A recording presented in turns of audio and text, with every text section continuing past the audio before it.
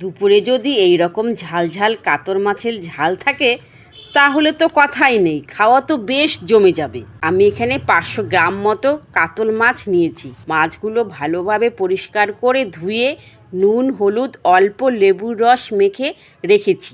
আমি ঘরোয়া মশলায় রান্নাটা করব, তাই পেঁয়াজ রসুন আদা জিরে টমেটো লঙ্কা একটা পেস্ট করে নেব। এবার একটা কড়াই বসিয়ে একে একে মাছগুলো কড়া করে ভেজে নেব।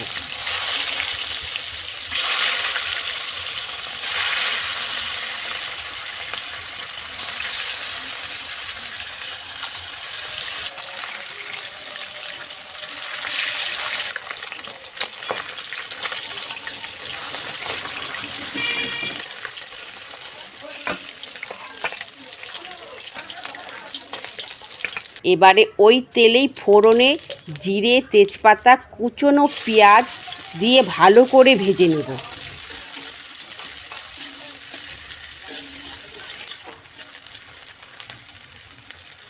ভাজা হয়ে গেলে দিয়ে দেব মশলা।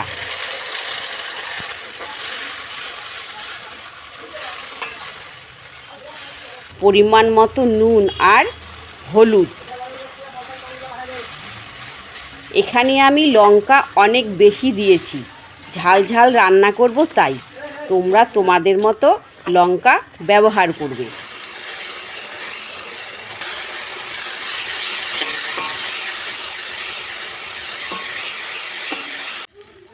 নেড়ে চেড়ে মশলাটা ভালো করে কষিয়ে নেব।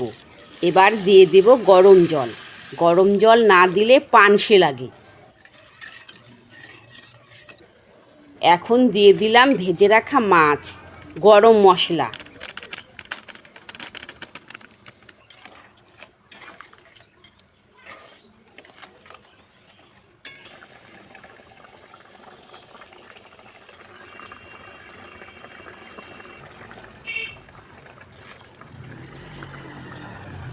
ঝোল ভালো করে ফুটিয়ে নেব।